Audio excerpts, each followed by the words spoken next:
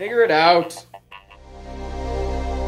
Hello, this is Adam Koralik with Figure It Out Productions. The following video is part of our Quick Shoot series. Hey guys, it's Adam here, and so some of you might know, I'm currently doing a series on the 8th generation of game consoles. I did an overall video, and now I'm doing videos on each one of them. So this one is, of course, on the Wii U. So what I'm going to talk about is a little bit of what's happened with the Wii U so far, things I'm looking forward to, things that kind of bother me, etc. And yeah, we'll just go from there. So the Wii U, like it or not, is the first console in the 8th generation. Yes, it is. Maybe it's underpowered, whatever. It doesn't matter. The facts are the facts. It is the first entry into the 8th generation. It launched in November 2012, and it's had a rocky start. It's only sold about like 4.5 million units or something like that in over a year, whereas the PS4, I believe, has already caught up to that, or is just about to. And the Xbox One is already at like 3 million, so the Wii U is not doing well, which is too bad. But honestly, that's kind of on Nintendo's end. They did that to themselves. All their mistakes kind of fall back onto the original Wii. Now, I talked a lot about this in my Wii recap video, but the highlights of that are basically that Nintendo spent that whole generation basically telling gamers that they don't matter, and that they're going to appeal to our grandmothers and our cousins and stuff, you know, like not us. And it's not really surprising that that fan base couldn't love them back and didn't really stick with them when they made the Wii U. In fact, to this day, most of that group, if they even know the Wii U exists, they think that it's a tablet controller thing for the Wii, and they don't care because they've moved on to cell phones. So their name has gotten them as far as they currently are, and is pretty much the only reason they are even in the conversation. Because if they were anybody else, they'd be like the friggin' Ouya. They'd be done and out. But anyway, so that's too bad. But you know, like I said, it really is their own fault. When I look at the Wii U, sorry, I actually like this console. I actually think this is a pretty good game console. I hated the original Wii, which I got a lot of flack for, but apparently some people just don't understand opinions. I don't get that. But the thing I hated about the original Wii, which apparently is not acceptable by some people, is that its controller was terrible. I maintain that. It is a terrible, horrible controller. Now, some people think when I say the controller is bad, that somehow means I'm saying the console itself and all of the games are therefore inherently terrible, which is not at all what I said. So the controller is bad, and it is. It's too bad, actually, because some of the games are actually really great, and they're completely crippled by the worst controller ever designed, or one of the worst. But anyway, so the Wii U doesn't quite suffer that problem. It is compatible with Wiimotes, but is not required. Instead, you get the gamepad. Now, mine has this like protective little cover thing on it, because you really should have something like this if you have this controller. And there's also like, I have like a little like baggy type of thing you keep it encased in, which is nice to protect it. Now, despite its massive size, this is actually not a bad controller. Somehow Nintendo found a way to make this thing fit very nicely into my hands, and I can look at my TV and play it, and it doesn't really bother me. But it shouldn't have come with the console. It should be a thing you buy separately.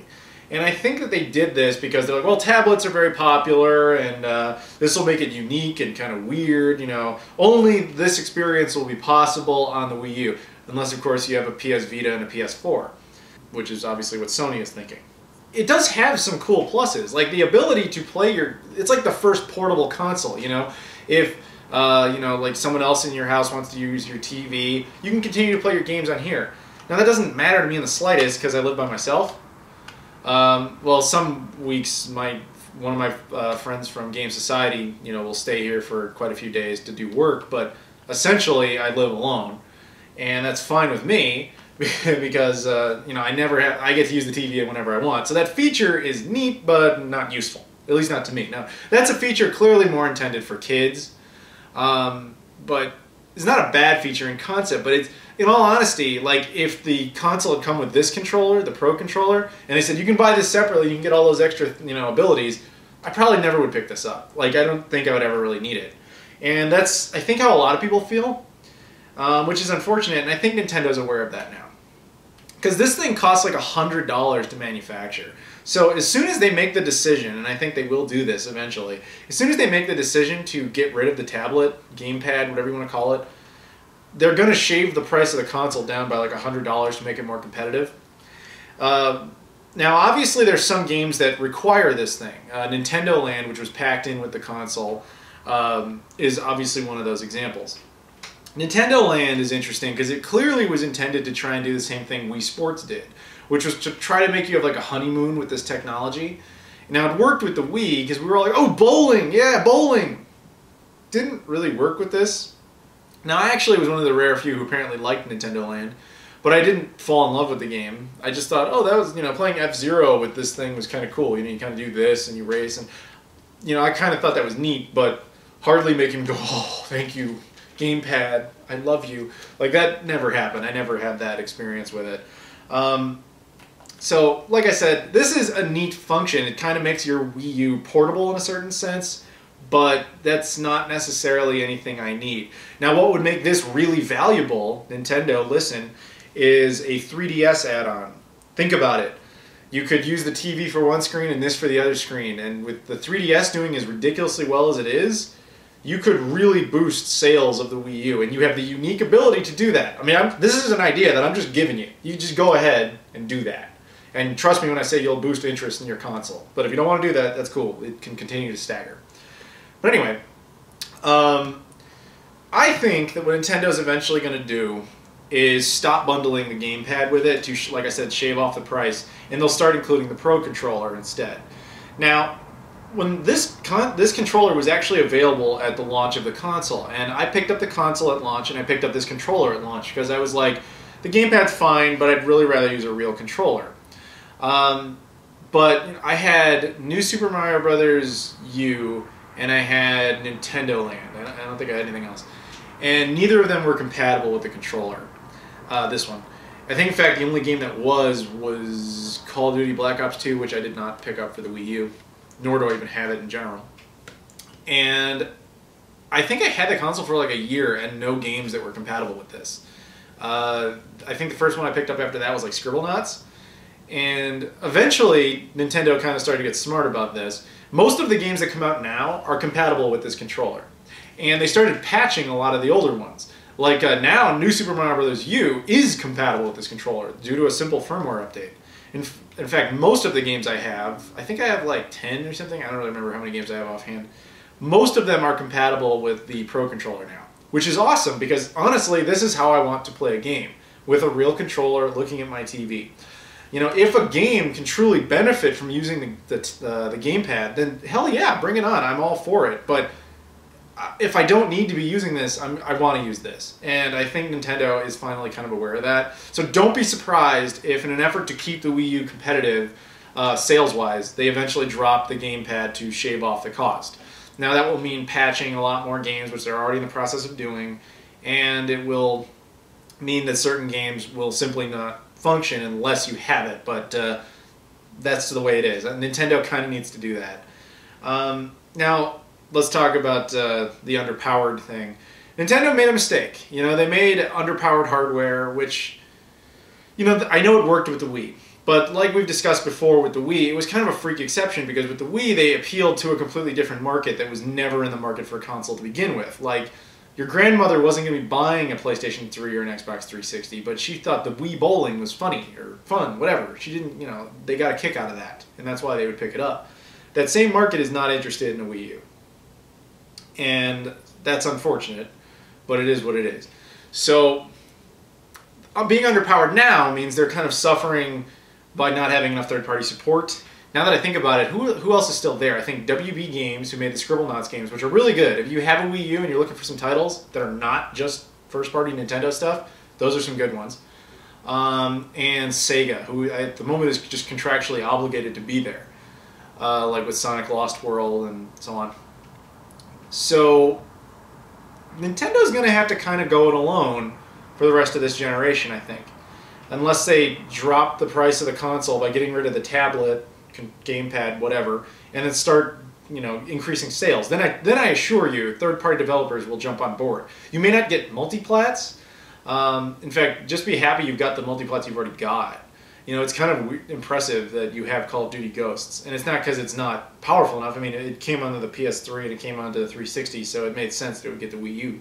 But just all I'm saying is just be happy you have the ones that you have, but it's probably going to continue to get worse unless you sell a lot of more consoles. But I get the feeling that if they do sell more consoles, you're not going to see multiplats of things that are exclusive to the Xbox One and PS4, because it would just be a little, in my estimation, a little too difficult to port them over because the architecture is so radically different.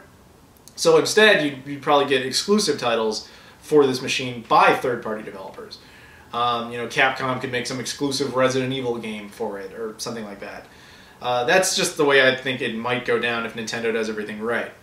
And I want to address this possibility that a lot of people have been speculating that Nintendo should just drop the Wii U and make a new console. No, don't do that. That would be... Nintendo knows not to do that. Now I'm going to explain to you, if you don't already know, why that's a bad idea. Historically, that has never worked out. I love Sega, but they're the most guilty of that. Sega burned people constantly in the 90s, and it ultimately led to their demise as a console manufacturer. You know, they made the Sega CD, which was kind of their first mistake. Historically, you're allowed to make one mistake, and you can get away with it. I liked the Sega CD, but it was not successful. And it was just an add-on, so people kind of let that go. But then you get to the 32X, which was really a bad idea. The 32X hurt Sega very badly because people, even though technically it was an add-on, Sega presented it as their next generation hardware. In fact, the Sega Saturn had already launched in Japan before the 32X came out anywhere. There was no reason to make the 32X. It was just not a good idea. And it was the only piece of Sega hardware made by Sega of America. It was actually not made by Sega of Japan. And so then they only kept it around for a year, and then they decided to scrap it. By the time the Saturn was out in North America, it had already been out over a full year, maybe like a year and a half in Japan. And so they said, okay, we're going to replace it with that, and that's our next generation console. So if you bought the 32X, you're like, really? Okay. So then you buy the Saturn, if you did, which not many people did, at least in North America. And then that was around for 2 years, and then Bernie Stoller, he was the one who famously said, the Sega Saturn is not our future, referring to the Sega Corporation, which was one of the... look it up, it's still one of like the top 10 stupidest things ever done in video game history was when he said that, because it instantly made everybody just lose faith in Sega. So when they decided to go ahead with the Dreamcast, which was only like a year after that, then nobody really cared. So my point is, Nintendo can't do that. Nintendo can't just drop the Wii U, piss off the 4.5 million people that were loyal enough to actually buy one, and say, no, sorry about that, that was a bad idea, buy this instead. Because a lot of people who are avoiding Nintendo products already dislike Nintendo because they think of them as kiddie or whatever, and they're probably not going to launch onto a new console anyway. So what you got to do is just right the ship you're already on. Don't bail on the ship. Okay? So they can do that. Like I said, they can drop the tablet thing. They can lower the cost of the system. They can go after third-party developers, not necessarily for multiplats, but for exclusive titles. Let's be real. Yes, it would help them if they had multiplats, but they're going to have gimped multiplats for the most part. Now, I'm not saying they should entirely abandon that. I mean, but you know, if I was the casual consumer, yes, I would love to have access to Nintendo's library of games, plus the same ones I would already want on the PS4 and the Xbox One, but I think most of us would understand that the Wii U version would always be the worst version, most likely. So I'm not sure that that's the route they should go. They're probably going to go the same route they kind of did with the Wii, which was, we understand you have a PS3 or you have an Xbox 360. You can also have a Wii as your second system, and I think they're going to kind of do the same thing. You're going to have a PS4, you're going to have an Xbox One, and a Wii U. Make sense? So what I think they're going to try and do is make the Wii U an all-purpose, like, exclusive game machine where, like, yeah, those two are really the same. We stand out as different, and we have all these exclusives. And to be honest, it's already starting to kind of work a little bit, at least as far as I'm concerned. Like, look at the list of exclusive titles for the Xbox One. It's like 3 games, at least currently. And that doesn't include things like Titanfall that aren't out yet. PS4, it's only got 2, you know, and but the Wii U already has a bunch. Now, granted, it's been out for a year, but it was obviously a weak year, as we all know. But they've also announced a bunch of stuff that I think a lot of us are like, damn, I kind of want to play that. You know, new Super Smash Brothers, new Mario Kart, new Donkey Kong, etc. All the IPs we're familiar with. What they have to do, though, is also get more mature IPs that they self-create. Like another Eternal Darkness would be awesome. You know, stuff like that. They should also, and I'm telling you, if they could go after third-party developers to make exclusive titles for them, that would be great too. They kind of did it with Sega, by making Sonic Lost World and so on. And I hope that they go after other ones for that purpose. So, yeah. Right now, well, would I say get a Wii U? Not at the immediate moment. They're cheaper now than they were before, which is nice. I do like the Wii U, I really do, but it's kind of hard to recommend it because it's still not really worth the cost of it. I think when they do the next price cut, then do it, or if they get rid of the gamepad, and of course give you a price cut on that, then definitely do it. Because it has some really good games on it, but in my personal estimation, you're just paying $100 extra for this thing that you probably won't use that much. At least you probably don't even want to use that much. In fact, the only time I ever really use this is just to navigate the dashboard, because you kind of have to. Although now you are kind of able to do that with the Pro Controller now. And the handful of games that really take advantage of this thing, like Scribblenauts is a good example. So, but would I have bought Scribblenauts? Would I have bought this to play Scribblenauts? Probably not. So that is an example of them forcing this on me and that working out. But yeah, I don't know. In general, I would say if you don't have to get a gamepad, then you shouldn't. Which is another interesting thing. You can't buy a gamepad. They don't sell them separately. At least I've never seen one. I've never seen one on Amazon or anything. You just can't, unless you buy a used one from someone who like broke their Wii U and they just have a functional tablet thing around. That's the only way to get a second one of these. So I imagine they would sell them separately as well. But, you know, who knows. So yeah, that's kind of my take on the Wii U. I wish it well. I do think it'll be a short-lived console, though.